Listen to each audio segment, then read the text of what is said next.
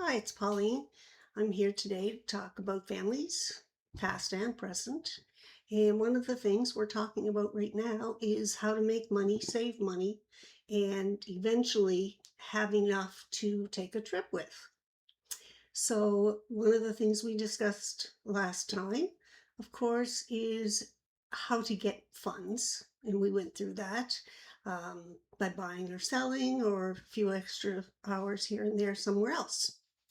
And right now, we're at the point where before you go grocery shopping, for example, one of the things you might want to check out is how much you actually have available on hand.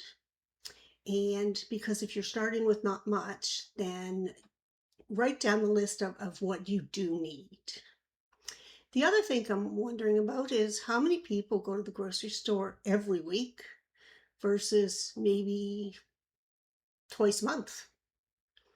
If you could let me know that, I'd be really interested because you're going to see that the going frequently stops and you start limiting how many times you actually have to go to the grocery store. And for us here now, it's maybe every 16 days or so because we've got enough that we don't have to go down there except for fresh meat and or fresh fruit and vegetables, I mean. Um, and that we do try to only get away with what we're going to eat, what won't spoil. We've learned the habit after tomatoes have gone pretty bad because that week we didn't want any, of course. And the fruit goes really bad right now at this season. And again, if you don't eat them up or put them in the fridge, they'll be gone sooner than you think.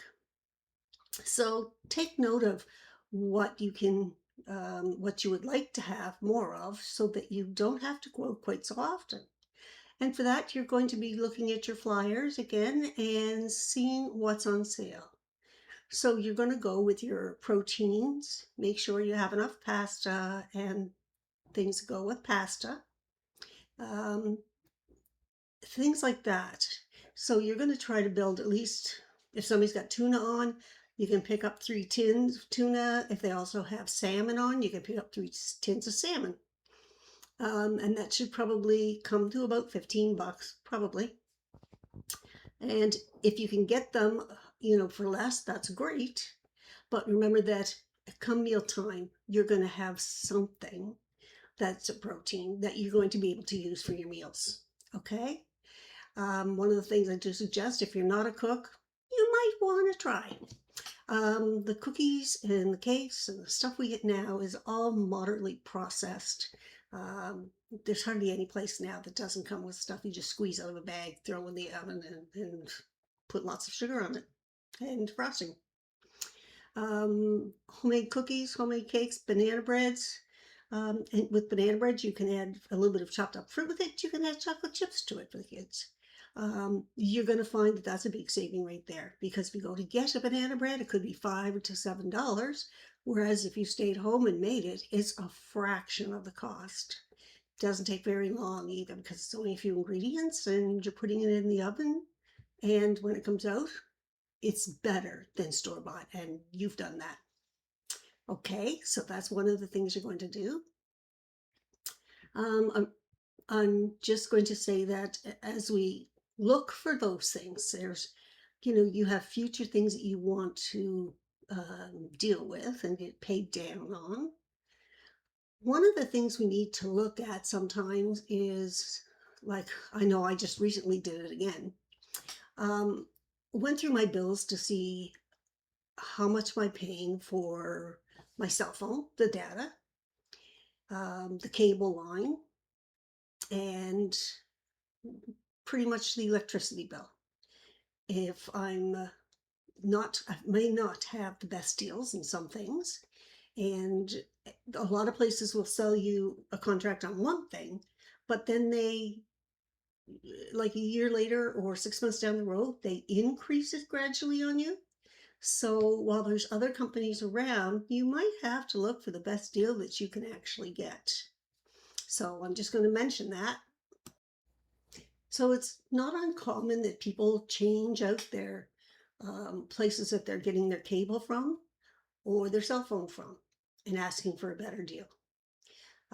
And that is quite a savings right there. If you're not taking frequent car drives, like I mentioned before, you could carpool if you're going back and forth to work, save the gas. Gas right now is very expensive. So let's try to get maybe that down. And if everybody shares that you're riding with, then it should work out just perfectly fine when we split the cost, right? So that's one way you can be saving the money.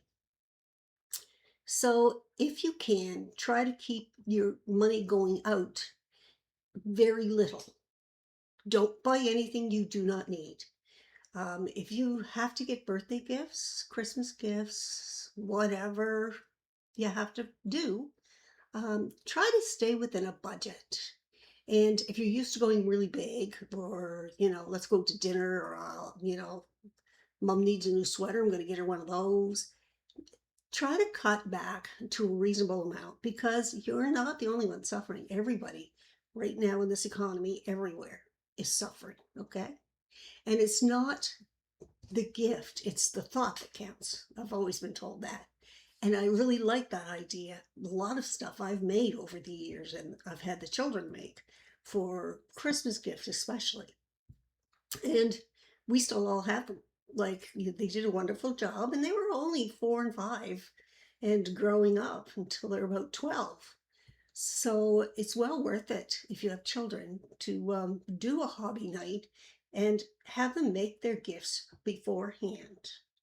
I know a lot of other children will want Barbies or whatever the latest X-Men thing is, um, and parts of a game that they would like.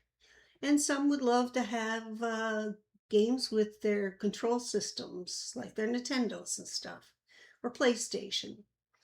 Again, if you don't have those things right now and your children are very small, don't get them started yet. It's not a good plan because I found that when they're younger and you're giving them these expensive gifts, believe me, they're going to look and want more of an expensive gift. Okay. And it's not right now. You can, if you're looking for how to make money, well, then you're not going to have that kind of money anyway. And that's not where your priority is. Okay. Your priority is to provide the best food, save money, pay those bills off, and then you're saving little by a time so that you can have a vacation, that you can take your children somewhere. You and your family can have, like I said before, a great weekend camping. Um, Maybe it's an outing for a day, but it's a ways away from your home, like a couple of hour drive. That alone is going to build a beautiful memory for you and your children. So right now, you're not going to be wanting to spend a lot. When you get the hang of saving, that's what you want to do. You want to see that bank account grow. And it doesn't have to be a lot, you know. One of the things I think you should be saving for also is a very small chest freezer. Okay, you don't need a big one right away, but eventually you're going to be buying meat and poultry, things like that, and put them in the little freezer that you bought. And you're probably going to buy it secondhand if you could. If you can't, some of them just before September, I believe, they start having sales because children going back to, I shouldn't say that, the younger adults are going back to university. They need those things, okay? Some places will have furniture sales. Buy now, but don't pay for 2 years. That kind of creeps up on you. I'm going to tell you right now, like that 2 years, you're busy spending something else. So I suggest you don't buy a brand new one. But if you find somebody that's downsizing or moving or something like that, that's selling one, then by all means, try to save for things towards that.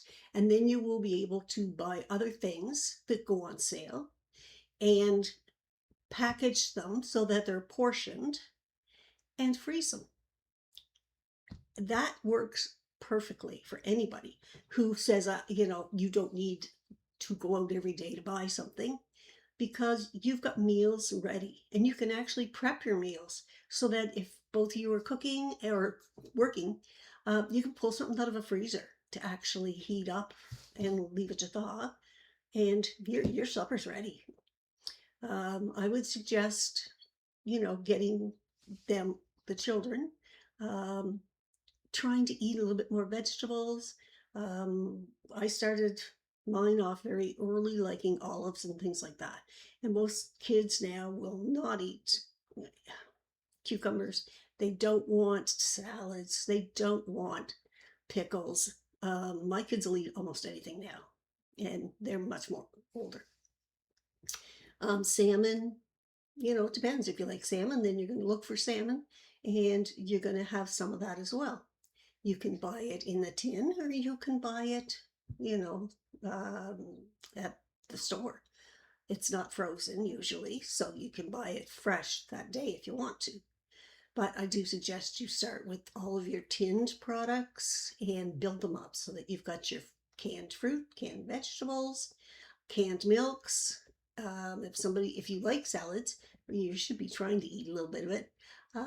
You can start building up on the salad dressings that you like.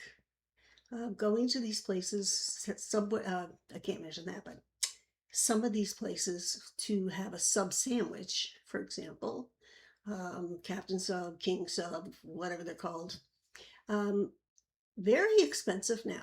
I used to buy them a few years back, but oh my goodness, they give you the same thing now, and it's $5 to $7 more than what it was 3 years ago.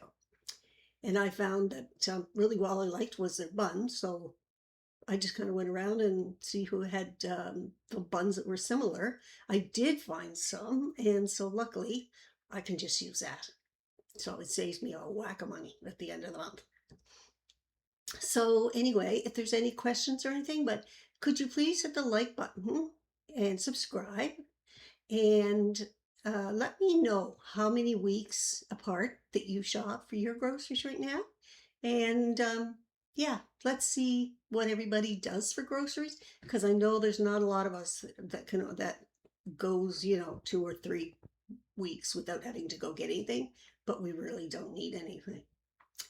Okay, so hopefully you're not too hot out there, guys, not too cold and not too windy, and have a good day. Thank you.